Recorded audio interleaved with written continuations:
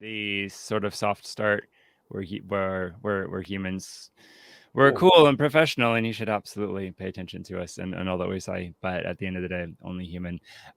For example, I am not in my office nor in a fancy studio. I am in my back room, and it is very messy. And wouldn't life just be easier if we could all admit that we have messy houses? So, Yes, I think it would, yeah, but that would be shameful. right. At least I have clean pants. Yeah, At I'm least wearing. I won't say. Should I say? I have sweatpants. that's Yeah, but fine. you. Yeah. Yeah, yeah, um, yeah. Did you ever do like online counseling in sweatpants? Uh, yeah, yeah. I mean, I don't. Yeah, I go back and forth on that because I think I felt more professional when I was.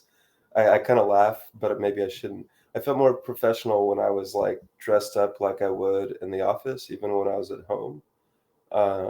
And sometimes that worked for me, and then sometimes I was like, um, that's just me with myself and doesn't add any value to the client. And over the course of the day, it's actually helpful for me to be more comfortable, um, and in a way that isn't showing up on the video.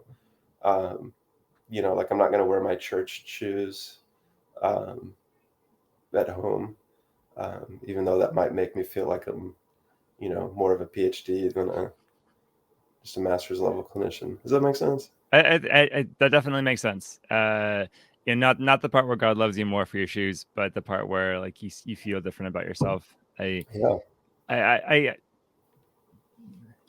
I think I made the step to like at least always have like pants on of some sort. Like I I always wear would pants. right. Yeah. Like I couldn't. I mean, I couldn't do like the super formal collared shirt all of the time, but like something about like showing up in pants at least, or, like jeans or cargos made the difference.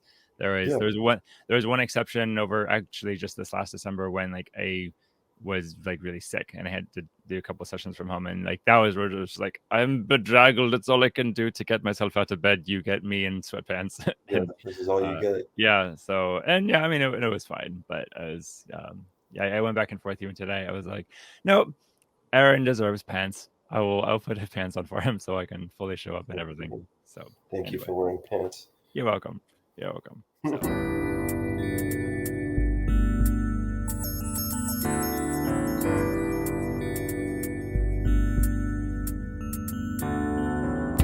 welcome to the Word and Journey podcast. Conversations with friends about stories that shape us and make us think. And some stories that are just for fun. We're busy people reading books in realistic increments. Follow along in the book and join in the conversation, or just sit back and enjoy. Our aim is to unpack the story and offer you things to ponder. Either way, thanks for being here. Speaking of gratitude, thank you the other weekend for a movie date and for suggesting Avatar. Yeah. I confess I don't know that I would have picked it for myself.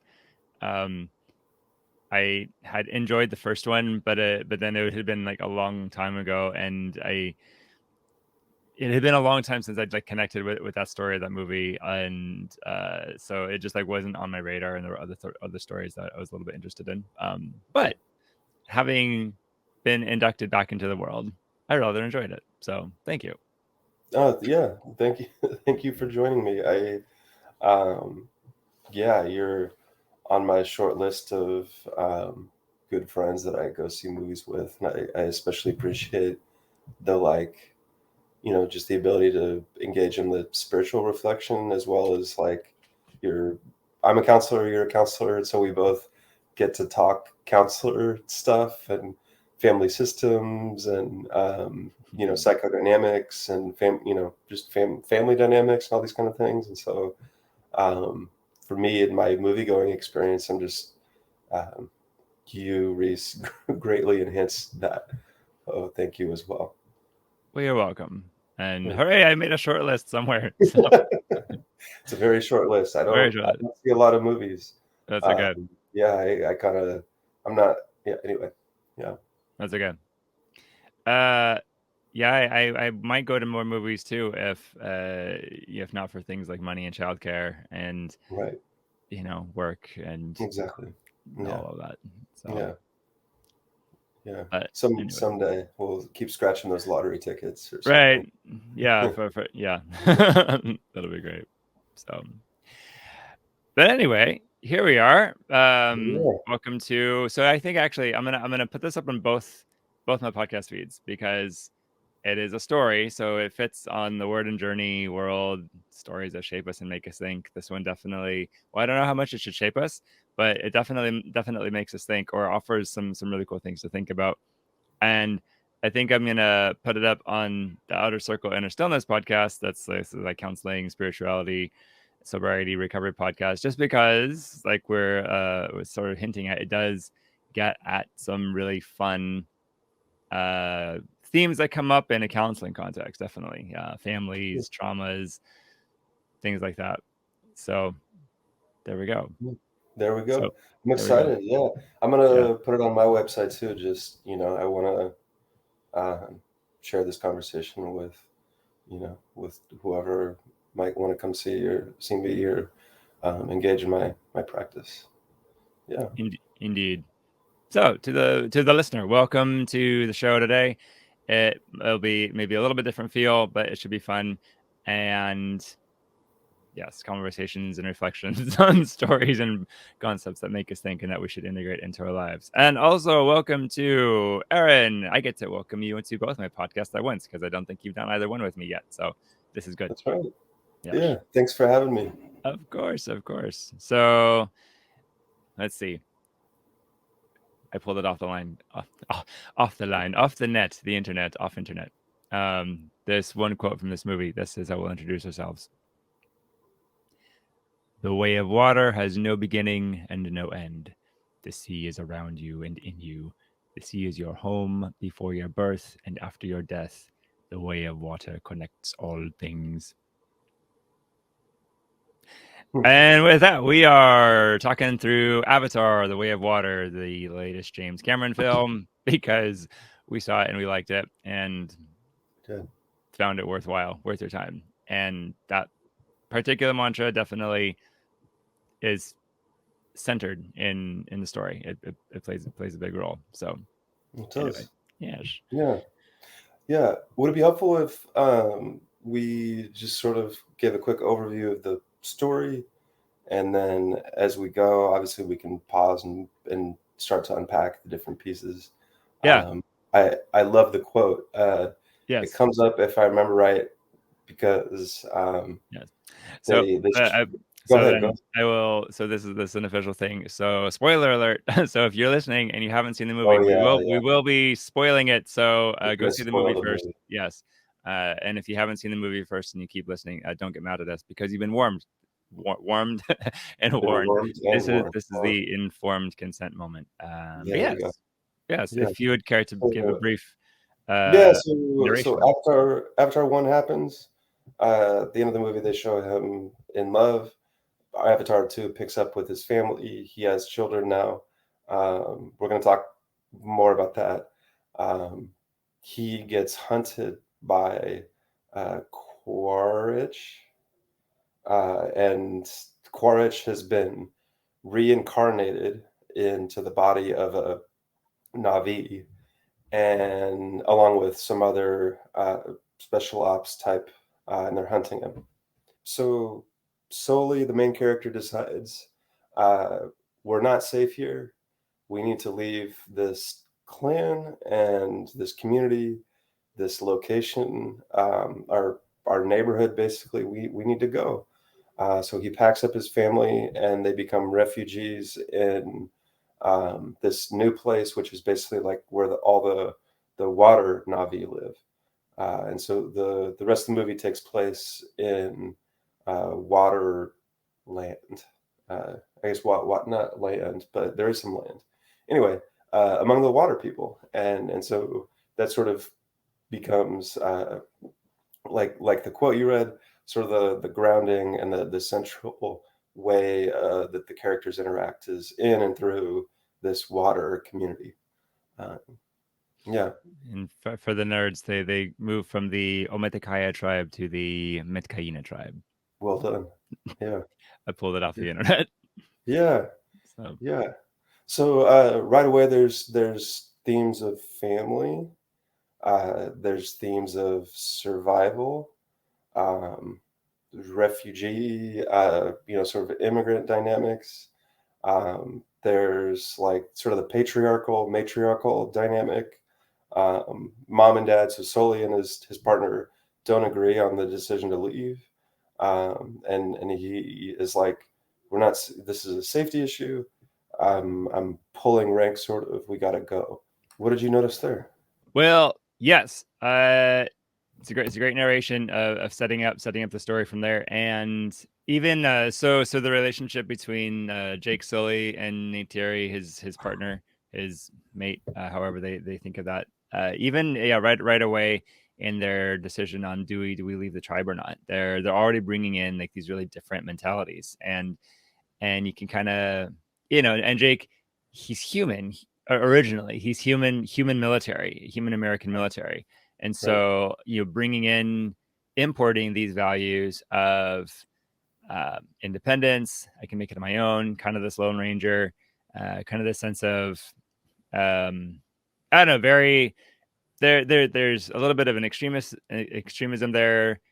He seems to even after living 15 years in this very tribal, communal um, world, he still thinks as an individual. He still thinks as a Hmm. soldier, Hmm. at least instinctively, at least when pressed. And Neytiri, she's grown up, all of her life in this very tribal community, and so you get the sense that for her, she more instinctively recognizes that there's a strength in the tribe, and there's a Yeah. strength in the community, and there's a safety there, and I mean, she kind of like is able to kind of logically see his perspective, and it does kind of on one level make sense for them to leave because he's a target and like the humans' weapons are bigger, but that does that in a way that well, for sure with like with Jake Sully and Nate Terry, that's kind of like part of their tension is like, do we just trust ourselves? Do we trust the family? We're here at the Metcaina people. Do we trust them? Do we not? Um, so it was. Go ahead. I was gonna add just the perspective taking exchange, and then moving towards like uh, just the I don't know that they ever fully understood each other. I and they this wasn't developed obviously because the story moved forward, but I'm white, obviously, and my partner's a person of color, and I totally identified with solely the and he plays kind of a dum dum.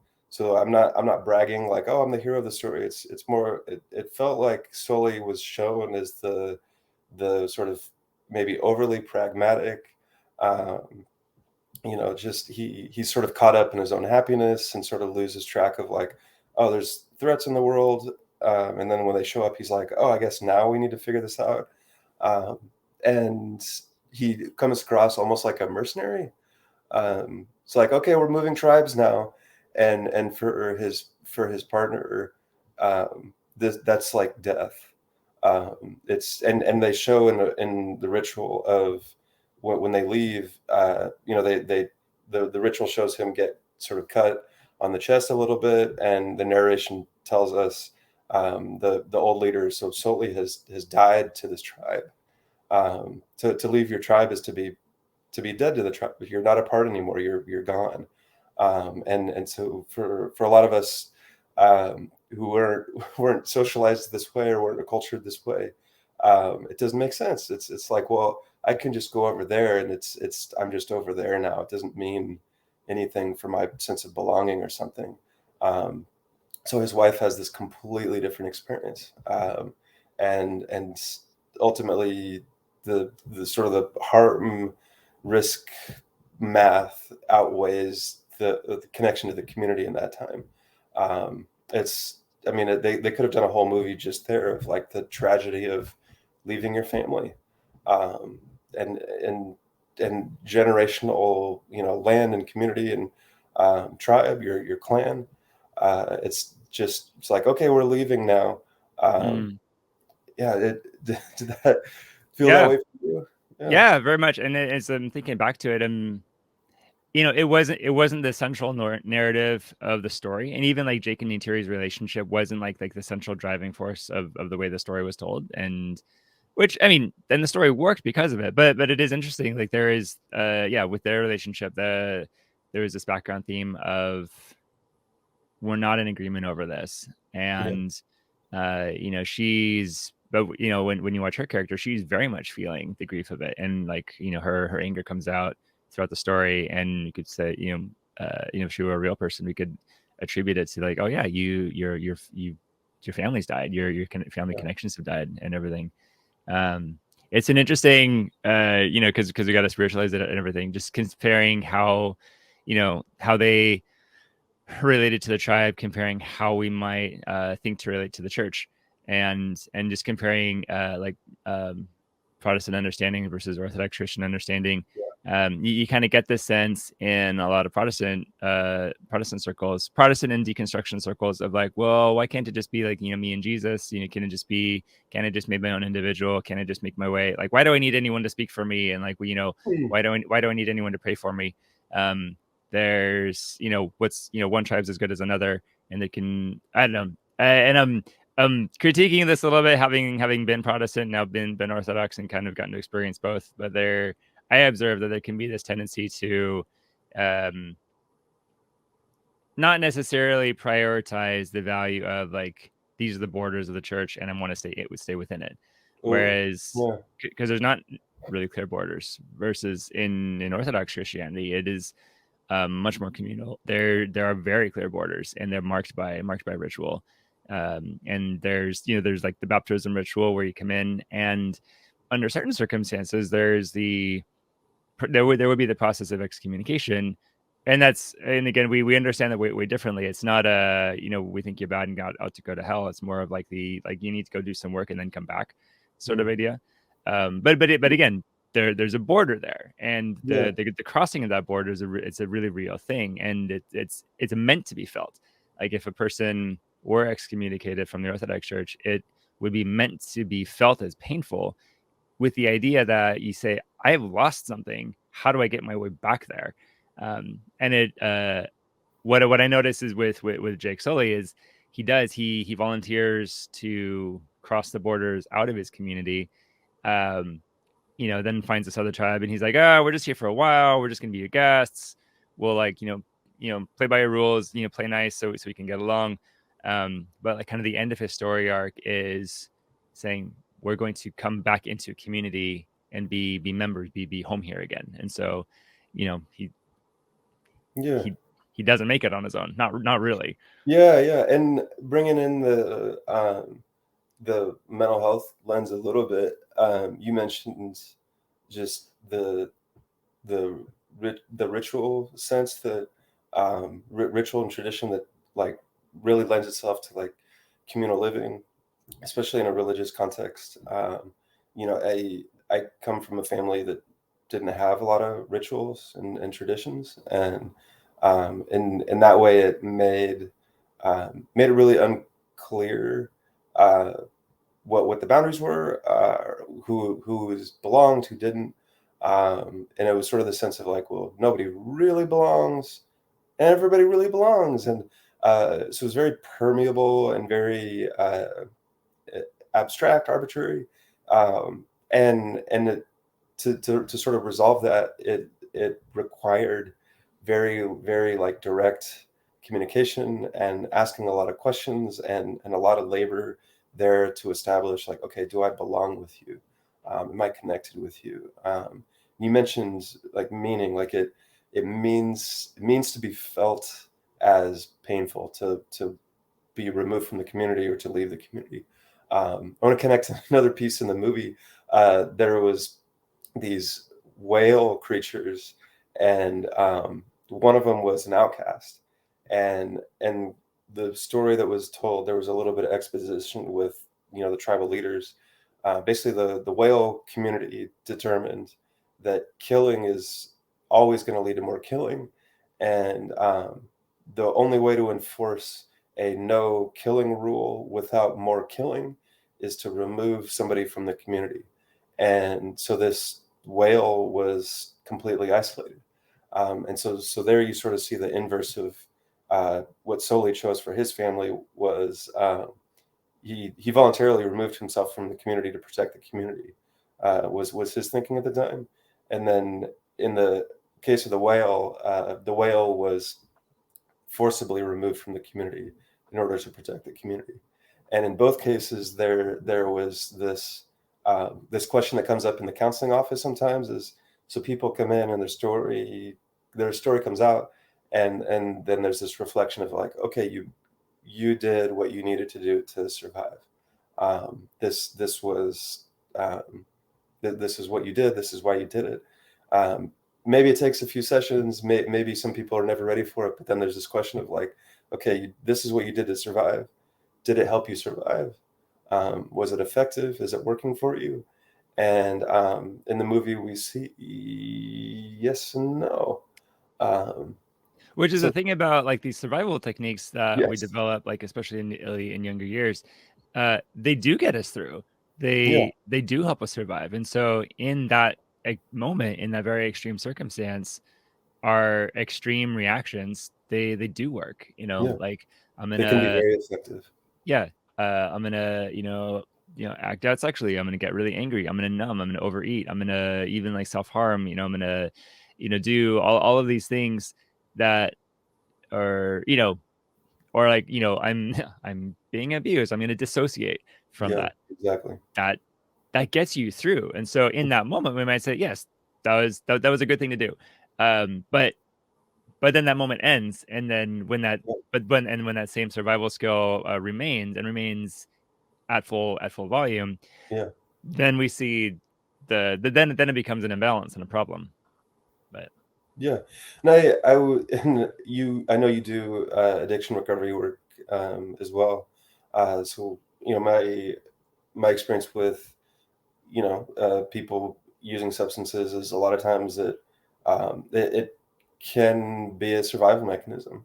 It can be a means for people to survive. Um, survive a thing that feels like it's at the level of survival. Like if I don't use the substance, if I don't turn to the drink or whatever it is, I'm gonna die. And there might be that part of themselves. It's like if I don't do this, I'm gonna die. The other thing that comes up too is so it in the movie it shows solely you join the tribe in the woods, and then he leaves and he's like, okay, we're going to survive. We got to go over here. So spoiler alert again, but at the end of it, he's like, okay, we're still getting chased. We're still not safe here either. The problems that we were facing before are still here. And so sometimes in the counseling world and out in the wild as well, uh, there's this pattern. It's like, okay, I made this big change. I moved cities. I changed jobs. I changed relationships. Whoops, I'm still me. Um, and the me who is me, I still have the same problems that I've always had. Um, I changed my external reality, and then I'm still trying to survive. Like, what's okay? So maybe it wasn't moving from here to here that was the problem. Maybe there was another problem I needed to face. And so then that to me that comes back to just like, okay, you did what you needed to do to survive in that moment. Um, to how effective was it? Why was it effective? Oh, you've done that same cycle like 10 times, mhm. 20 times. Like, okay, maybe we need to try something different. Mhm. It's a completely a reality of you recognize what was the part of you that survived, what's the burden that that part's carrying, can that part now release its burden, maybe pick up a different job, Yeah, and then be reintegrated back into the system in a different way. And yeah, I kind of felt like the story depicted that in some ways. For sure with the Jake character, he has his first instincts. He goes with that. They have an adventure because of it, and he comes to see there's a different instinct that is needed. Um, so go.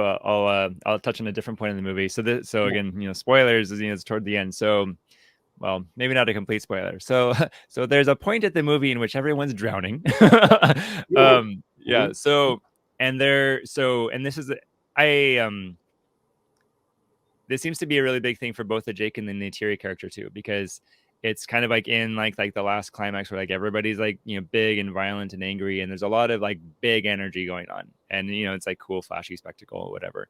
um and actually I see this for Jake. I want to kind of linger on like the Neytiri character on this a little bit. So because so the whole movie, she's warrior woman and Mhm. really good at that. She's really good at big strength, big anger. You know, she's got her grandfather's bow. Yeah. She's she's a menace to her enemies and really wonderful to her people. But she gets to a point though where um there so within the so background with the Metcaina with the water people, they have a way of being underwater for a long time, and it has to do with being calm. Like they Yeah. calm themselves in a certain way. There's this really and they're depicted as going inward, and they go to close their eyes, they'll do the very special breathing thing, and it's like when they are calm, they can hold their breath like an immensely long time, and you know, be underwater. You know, they do a lot of stuff underwater, and so that's for Jake and his family. That's one of the first things that they have to learn is like how to begin to do that special breathing and that special calming to go down. And the way the story is you know, Jake's learning how to ride the the water creatures. The kids are learning to ride the water creatures. There's you know one of the kids has this strange communion with the water creatures that we'll talk about, I think. You don't actually see Neytiri learning to swim with water creatures or do their breathing for most of the movie. Oh, I Um, noticed that. yeah, and you notice like even when they're like doing all of their you know, fun and game scenes, like she's still on her flying creature from back home. That's right. Yeah. So really is like kind of only at the end where you know she's trapped in this, you know, sinking ship and can't find the way out. And the imagery is really cool because it's her youngest child who's like less younger than 10 who has to teach her how to calm down and do the breathing. And in that moment, the story arc for the Neytiri character is she has to make the journey from big angry warrior woman to now I can be calm and gentle, find a gentle strength, Mhm. find a different skill, a different, more Yeah. sophisticated survival skill. And then, you know, it's one of those like, and the children shall lead. And, you know, if you wish to come to the kingdom, you must come as a little child. If you wish to escape the sinking ship, you must do it as the kids do. Yeah, yeah, So some yeah. really, really brilliant imagery there. And kind of the same thing happens for Jake on a different part of the ship, but and there's the relationship with his son there is a really fun thread also. But Hmm. yes. Yeah, I think, you know, the movie does a good job of showing, you know, I mean, it feels like sort of mindfulness, like meditation, you know, and I it's sort of my go-to with clients is like, you know, do you have time to be calm? Um, you know, is that a possibility for you? Um, and you know, with people, and I identify as a person with clinical level anxiety. Telling an anxious person like, "Hey, just calm down," is like the opposite of what you want to do. And so the movie shows them in a crisis, and the boat is sinking, and it's on fire, and there's like still bad guys, there's still danger around, and they just lost an important family member, and then there's this moment of like, okay, we're just going to be calm, and we're going to just relax our bodies, and we're going to breathe slow, um, and it's very um, yeah. I mean, I laugh, and I just as a counselor, there's definitely moments when I'm just like, okay, you're depressed. All right, we got to do kind of the opposite of what a depressed person is gonna reflexively do. Hmm. Like, okay, your brain is telling you that the boat is on fire and it's sinking. Okay, we're just gonna like slow down for a second, and we're gonna relax, and we're gonna just breathe slowly. We're gonna calm our bodies. A lot of times that's like it's just the complete opposite of, you know, my body is like, no, no, no. If anything, I need to tense up. I need to be on guard. Hmm. If I let my guard down, I'm gonna die. I need to Hmm. breathe faster, so that my brain has enough oxygen. why are you telling me to do the opposite of it? Yeah. It's anyway, and it is a skill, isn't it? I mean, if it came naturally, then we could all just breathe, hold our breath Yeah. for 10 minutes and Yeah. float around in the sea with the Navi. Hmm. Yeah. Yeah. And in that, I've appreciated very much the internal family system framework that recognizes different parts with different roles, Yeah. and we recognize the different parts, and we recognize the self, self as being marked by calm, by gentleness, by curiosity, by compassion, by this deep inner clarity and inner balance, inner harmony. And it is something that exists in every person, and it is accessible for every person, and invincible in every person. But there's there's a lot of other parts that will obscure it or even try to push it out for good reasons. Right. Just looking at the Natiri character as an example. Yeah, she's got her parts as like, my oldest son just died, and my Yeah. deepest enemy is like out on the boat, and the boat's burning, and we're about to Yeah. die, and like, Yeah. all of these, like, angry and grief parts that are out, then that have needed to be, and Yeah. and so the journey in is not to like dismiss those, but to recognize, yeah, those are all really real. Those were all really important. They all did a really good job. Would they Yeah. like someone else to take a turn? Essentially. Yeah. Yeah.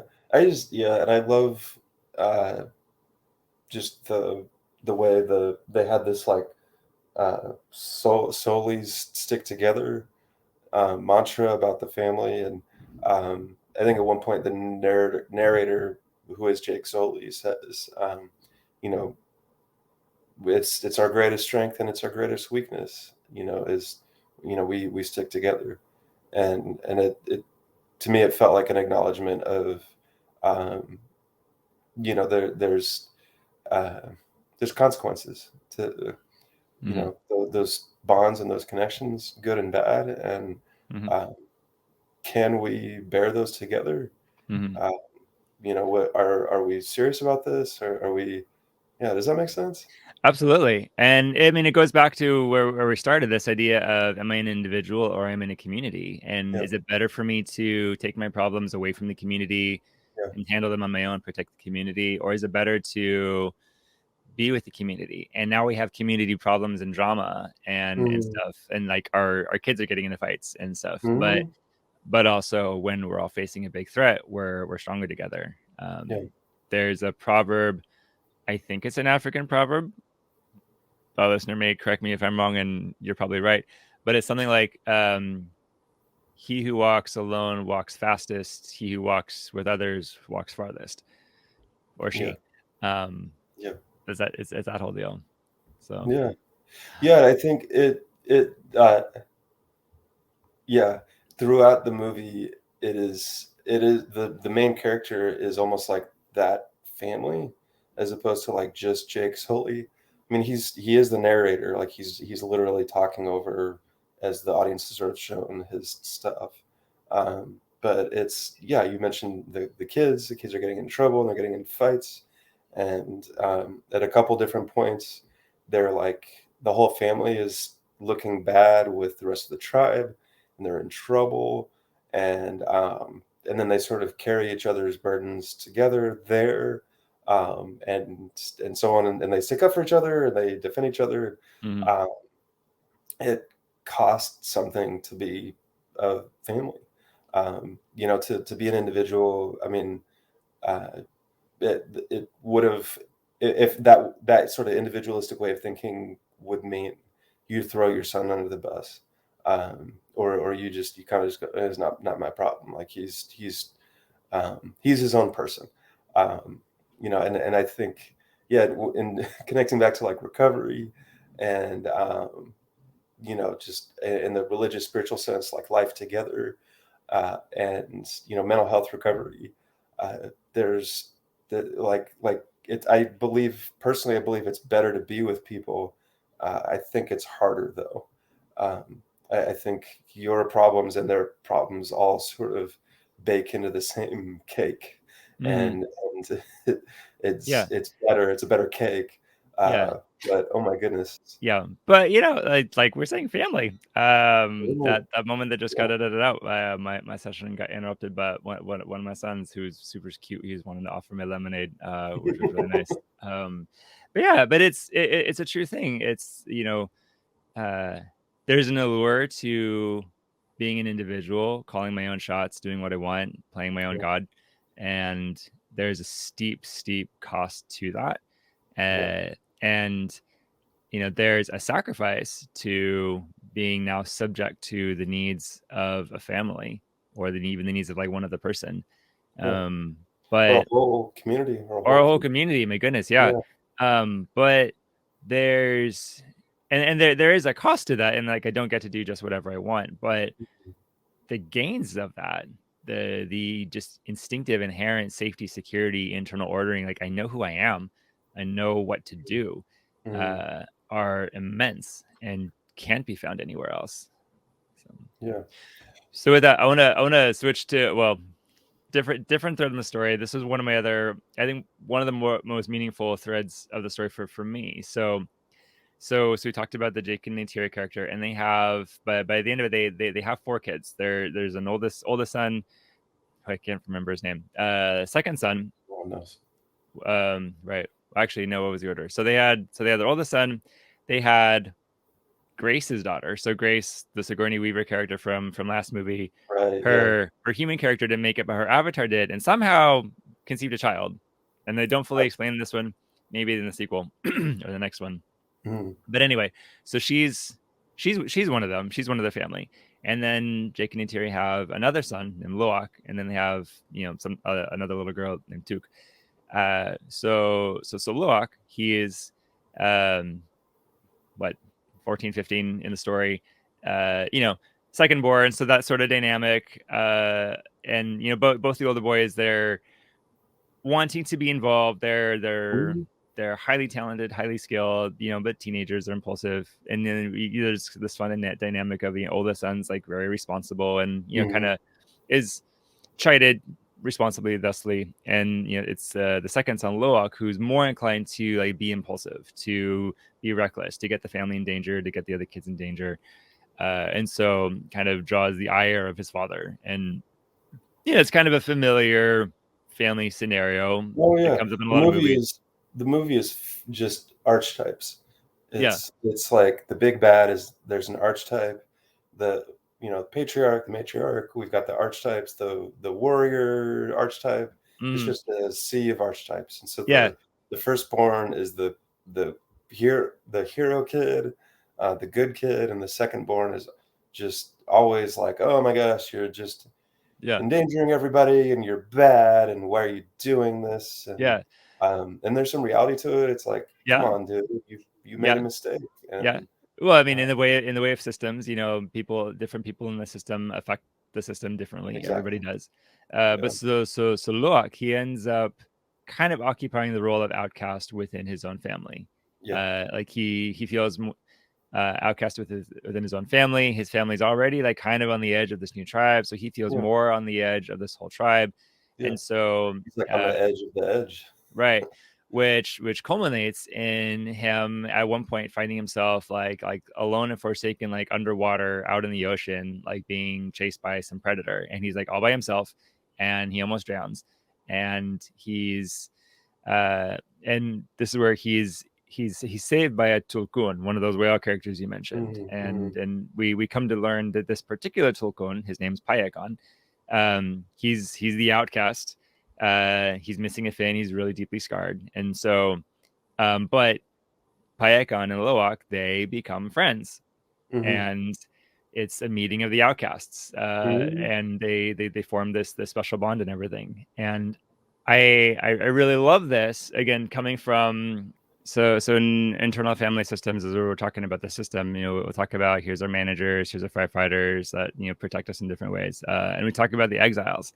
Exiles are those wounded parts of us that carry a lot of pain, that have like these potentially overwhelming, big, primal, responses to everything, or they're just like parts that, for whatever reason, are not welcome in the system. So, Yeah, like it could be anger, it could be sadness, it could be things related to sexuality, but yeah, it's oftentimes these deeply embedded narratives from when we're very young of like, you're not worthy, you're not good, you're not beautiful, you're not safe. It's better without you. Things. These stories that we tell ourselves that take us away from people and fragment us and everything. So, so IFS, they would use the word exiles. The story was using the word outcasts, kind of capturing this idea of there's those members of our community that are not welcome, or we're not welcoming them in. And there's some really powerful moments with Luak and Tulkun as they become community to each other. And there's and here's where they were drawing this other element of the world building for the Navi. The phrase "I see you" is really Yeah. important, and they explain it a little bit more explicitly in the first one. But it's something like, when I say, if I'm a Navi, when I say "I see you," it's not just my eyes are beholding you, but it's deeper. It's like I see into you. I know the fullness of you. See the spiritual essence, and in a way, it's like I'm fully witnessing, fully welcoming you. And so it's this really beautiful, inclusive witnessing gesture, all in a statement. And so for Loak and for Tulkun to say that to each other, and later for some of the different characters to say that to each other, it captures what IFS talks about when they talk about, like, witnessing a Yeah. part. Parts that have been through pain, they need to be witnessed. And I think one of my favorite moments of the movie, and it's this really really powerful moment, is uh, so Tulkun, he's or Payakan, he's this outcast, and he won't say why. And Right. Loak is It's asking and too asking and painful. asking, like, he's like, bro, what happened? And he's got this fun little like pigeony accent going on. And finally, Payakan, they do their Yeah, bonding that they they do. bond. Yeah. Yeah. And he shows them, and it's this trauma narrative of Yeah. when Payakan was caught in this battle with the humans, and like and people died, and then he was his idea for the counterattack, and that's why he was called the Right. killer. But Right. then, like, everybody died, and he was the only one that lived. And so he's just carrying the story in his head. He's not allowed to connect with anyone. He's not allowed to share that. Yeah. uh and Yeah. but it's when he shares his story, and his story is heard and understood, and in the way that they do their bond, there's a really deep, profound understanding. Now Loa can share in that burden with him, and that burden becomes lesser because it is shared. And what becomes really fun, I'm going to tear up a little bit, because it's a super super moving concept, is as they move into the climax part of the movie, and like the rising action, um it's Payakan coming back in, who's able to Yeah. who shifts the tides of things. And that's the way of our exile parts, is we send them away, but they bring so much strength, and they bring so much perspective and joy and depth, and and wisdom, and and so bringing that back in is bringing back in a huge amount of strength. And besides that too, it's a sense of like, well, now we're a full community again. And so kind Yeah. of in the rising action, you have Jake's family, you have the Metcaina people, you have this outcast Tulkun who's now back in it. And it's when they're all working together that now they can take on the humans. And there's this really fun dramatic moment where Payakon's like jumping out of the water and smashing the human boat and all of that. It was it's cool spectacle, but it's very much depicting this idea of like, yeah, we healed our outcast, we brought him back, and now he's saving us. Yeah. So Yeah. I would just to add a word or a concept to that dynamic. To me, it parallels like integration or reintegration. So the outcast being reintegrated into the larger community. So for the individual counseling client, or for the for just a person, we have different parts, and sometimes they're so disintegrated that um, we don't touch them, we don't talk about them, we don't associate with them, we don't feel what they feel. It's almost like they have hearing aids and they've turned the hearing aids off. They can't hear or sense, and then anyway, and them being brought back. is is it's hard to put into words that. So from point A, it's hard to imagine like, okay, what difference will it make for my pain and for my suffering if I am seen? So if I have that sort of social ritual of I see you, if I have that experience, what difference will it make? So if I'm in A and I want to get to B, if I'm at B, I'm still gonna have the same scars. I'm still gonna be missing my, the limb that was chopped off. I'm still gonna have the same history. Um, and then you have that experience of I see you, I understand you, you belong here with us. Um, and when you get to point B, it changes your hurt. It Hmm. reintegrates it. It makes it so that um, your different parts are carrying it together, and then within the larger family or community system, Hmm. um, your hurt and your pain are seen. They're Yeah, understood. Again, it's hard to put into words, but when you have that experience, it's different. It changes the pain. It doesn't it make it go does. away. It changes it. It doesn't make the wound go away or the fact that it happened go away, but the impact can go away, or Yes. the Well relationship you said. have to it can change. Yeah. In our story, Paikon, he doesn't get his fin back from all of that, Yeah. but his relationship to himself and to everyone else is different, to where like Yeah. he's part of the community again, and he's Yeah. safe, he's included, and everything. So Yeah. And it's a tough sell, I think, in the sense that so they show what you said, Pycon. I just usually am just like the whale oh with well, the big the one. outcast whale. Yeah. Um, so he like led an attack on the bad humans, and so he became the killer and became the outcast. Um, to me, this parallels, in some sense, like just the things we do to survive. And so all of the things, even the shameful things, drug use, just sex and sexuality things, betrayals of values or contracts or relationships. So on the other side of I see you and I understand you. There's something about the people who have been hurt or the parts who have been hurt by the outcast. They go, I understand why you did what you did. That's sort of the other side of the dialectic of the Mhm. reintegration. So if it's like I don't, I still have this resentment, still have this bitterness. I don't understand. I don't want to understand. Um, there's there's maybe a part that's like I'm still not going to associate with you. You still don't belong here. Mhm. Um, Yeah. I'm tolerating you so that we can get through Thanksgiving dinner. So on the other side of I see you.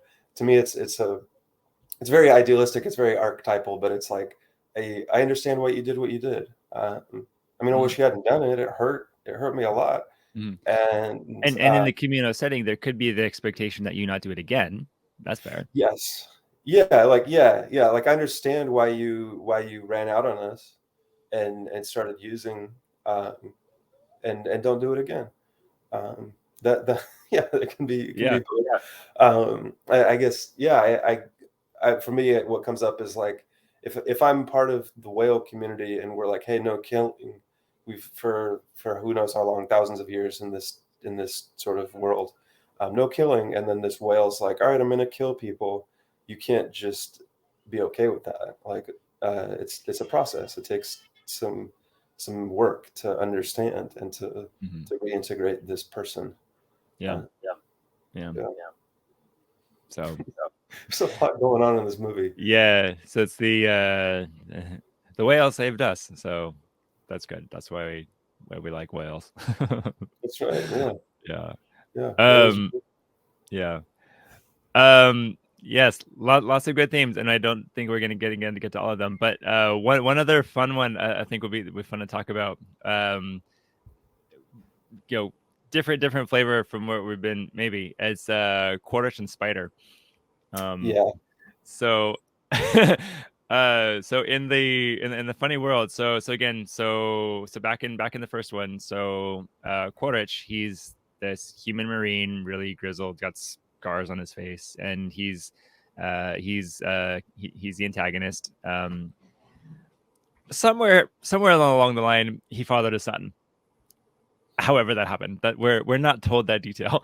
Yeah, no, But so in Jake's introductory narration, as he's introducing his own kids, he's introducing like, and there was always Spider, and he's this human boy who grows up to be the white boy in dreadlocks and a loincloth. mhm, mhm. And he's the only human Problematic.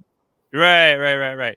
So he's the only human kid, and he's running around with all the Navy kids. And there's this mixed perception of him. Like, he's kind of regarded as this stray that they just don't get rid of. Yeah, But he seems to think of himself as one of them. And yeah, so he's this human who is functionally Navi. And then you have Quaritch, who, his he died in the first one, but they had his avatar ready. They yeah, cloned him and been found a way to put his memories back into his body. So he's now a Navi body with his human consciousness, uh, who's also his allegiance is to the humans. Um, and then they're kind of sort of a father and son combination. Um, but right. I don't know. So this one raises the question of like, what's going on, and like are they actually related, and is Quaritch human or is he Navi, and like what's Yeah, like, you could ask a Spider like, okay, so whose actual name is Miles, but we call him Spider. There's like, okay, so where does he belong? Like, what is his home? I don't know. yeah. What are some of your impressions? Oh, it's yeah, there's a lot there. And I want to sort of, by the way, the offspring of Navi and Jake have the extra finger. They have like a human looking hand on their Navi body, and so it's sort of this marker of like, oh, you're not really like us physically. And so for me, what couple of things came up. I mean, um, just just as I was watching, I was like, he's hanging out with all these other humans on the human boat when they captured him a couple different times. He's still wearing his loincloth and shirtless and stuff. And I had the thought of, why doesn't he just, why don't they give him some clothes? And I was like, oh wait, he probably doesn't identify with that way of being, to the extent that like he'd be like, this is what I wear, like this is who I am. And so several things came up. Like, one was, is that's who he thinks he is. um and to some extent he wasn't recognized as being being who he is by the people that he was with. So the narrator tells us like, oh, he's just kind of there. And to me, it's like, sometimes you'll see, a person of color mixing in with like a white community, or like a white person that hangs out in diverse communities of some kind. um, there's an inness or a belonging, and then there's still sometimes like, yeah, we don't really recognize you as one of us. um so it yeah, so it raised cultural questions, it raised some biological questions for me. I was like, ooh, like there's some like gender transition stuff that might come up in this like this conversation. And then the other piece, in connecting back to the dad, they were almost like reflections of each other. So it was a Navi body with a fully human mind and memory, and then it was a human body with, to a great extent, All the Navi acculturation, yeah, total Navi acculturation and socialization. the Navi So phronema for the Greek yeah, kids. and then they were father and son, and so they're sort of looking at each other like your brain is in the wrong body, and your brain is in the wrong body. And your We're both allegiance is to kind the of, wrong end. yeah, and we have like inverted allegiances. So Mhm. Quaritch should join the Navi, like with his body looking the way it is. Like, he's never gonna be accepted by the humans. Like, and they chose not to give him a human body, was the other part that I was like, okay, so they may anyway, there was, yeah, Yeah. there's a lot. Yeah. Um He's like a clone meant for Pandora, for the world. But yeah, Yeah, like he can't they, exist anywhere else. yeah, and it was a horrifying image of the afterlife for the human warriors. Is like, oh, we're just gonna take all your precious memories and experiences and stick you into the this manufactured body and just send you back into battle over and over for eternity. Uh-huh. That's hell. Yeah.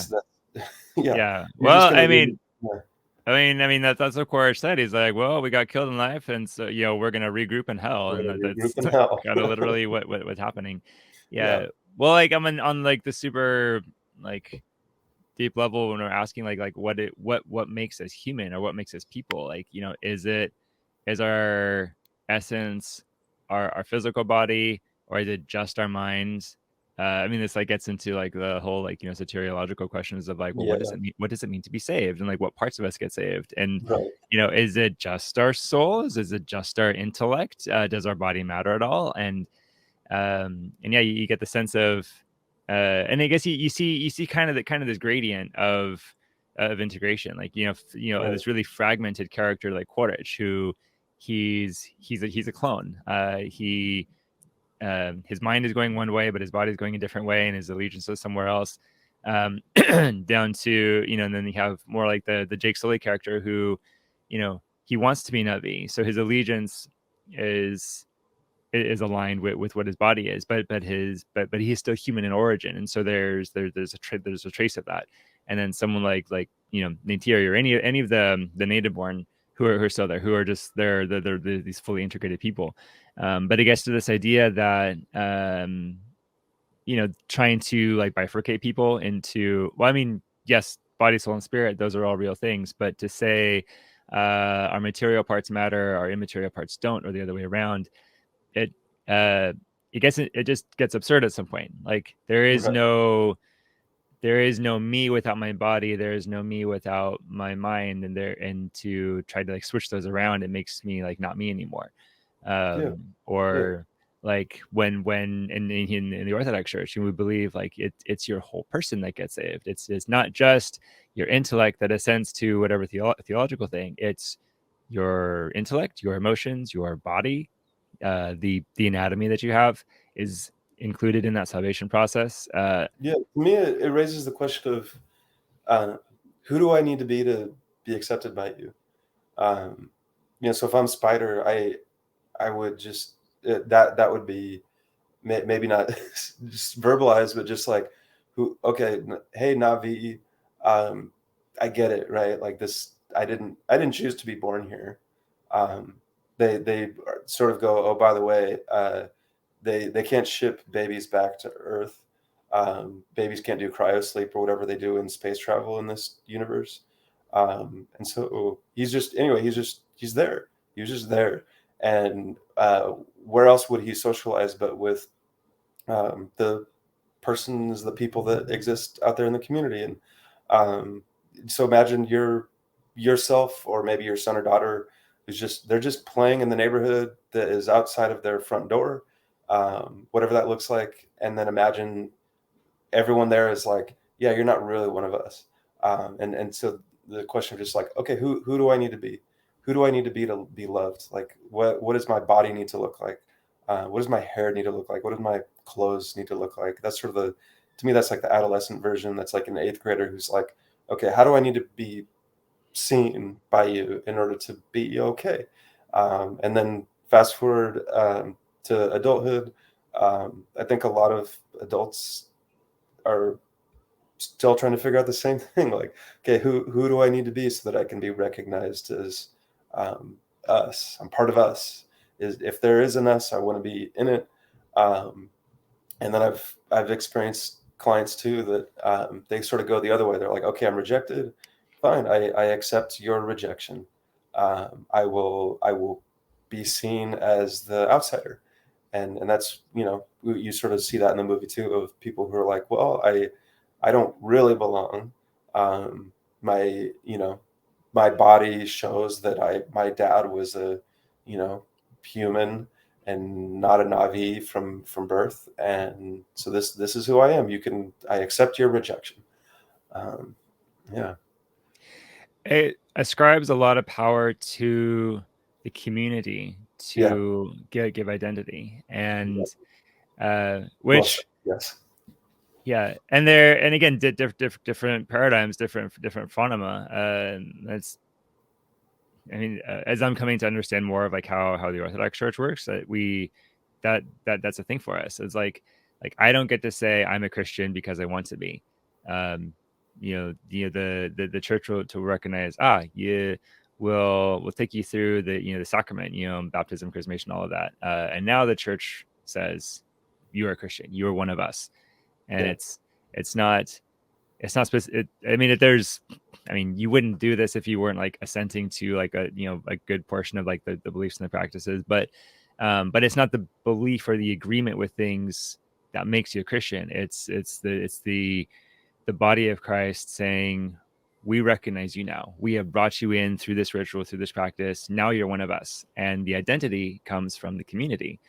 And so then the movie kind of plays with this a little bit too, like watching here's a spider character who's like kind of like acting as if he's one of the community, but then like here's this like challenge for it. Well, he has this opportunity to now realign and like be with his father essentially, or to be with the other humans, and they kind of seem to like make some space for him, like you know, they start yeah, to kind of include him on their missions, and they yeah, stop torturing him. And I mean, he and Spider and Quaritch, like the whole movie, they're going on about how much they hate each other, but there's a relationship that develops, kind of a toxic affection in a sense, yeah, culminating in spoiler, Spider saves Quaritch's life at the end. But then where that culminates though is Jake Sully now, taking Loak on one arm and Spider on the other and saying, "This is my son. This is my son," yeah, and he's ascribing that identity. And now Spider's a Navi. Now he's part of the Sully family, because it was given to him. And I thought it was a really powerful moment of like, yeah, that's why we need people. We need people in community to know who we are. yeah, yeah. And yeah, that scene was tragic and beautiful both. You know, I felt some mixed feelings just seeing spiders, seeing that sort of family ritual of like, okay, we're family. This is my son now. And this is immediately after Spider saves his, the bad guy who's his dad. Um, and oof, yeah. From the storytelling standpoint, there's a lot there. I think, from the just mental health, spiritual and community perspective, I think we're all needy for that. Um, like I think everybody wants that. And then there's people who are like, well, it's meaningless, and I'll never really get that. It's like, yeah, but there's part of you that would love to have a good, heroic father and mother embrace you, and then the larger community embrace your family, as we see in the movie. Um, I think James Cameron does a really good job of showing ideals, or and archetypes, in the sense that they're like idealized versions of a thing.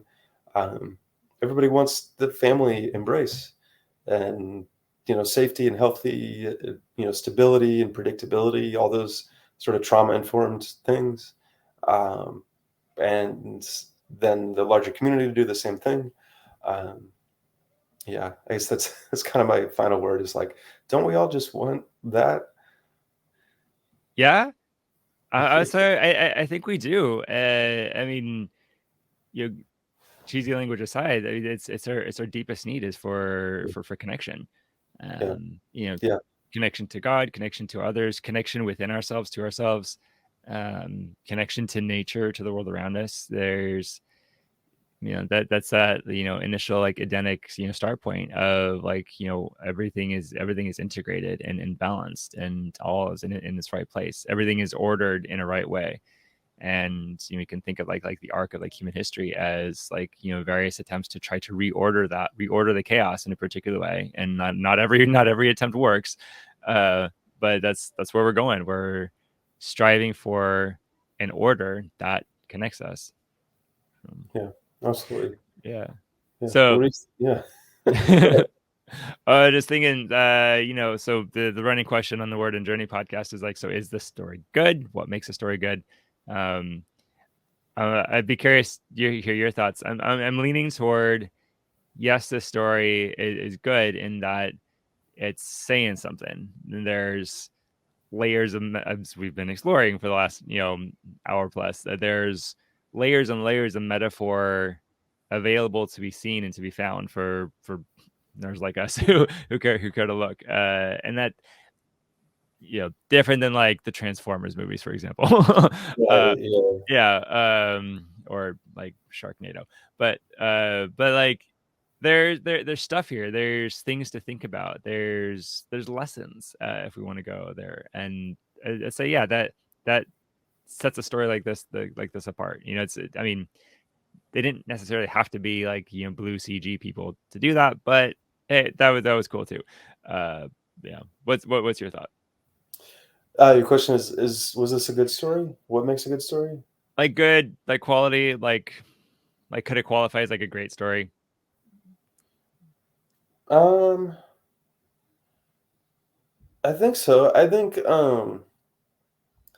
it's yeah, it's hard to quantify that. Like I feel like it was in the moment it was good. I think um it was I mentioned archetypes a couple times. Mm-hmm. It felt like it was so um that it made the characters hard to relate to.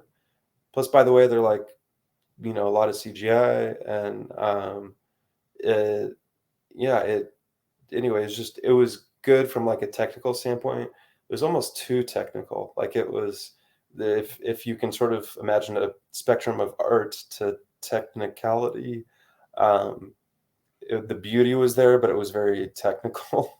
It was very, I mean, it was CGI. So in terms of storytelling, I mean, I've sort of heard it sort of sarcastically like, "Oh, it's Ferngully or Dances with the Wolves." And again, that I think those stories are archetypal too. Um, and by the way, very white and Western in reference to how they treat, mythology and native history and history as such and nature, by the way. So anyway, it's like I enjoyed it in the moment. I'm with you with what you're saying at the start of the movie. Start of the podcast, excuse me.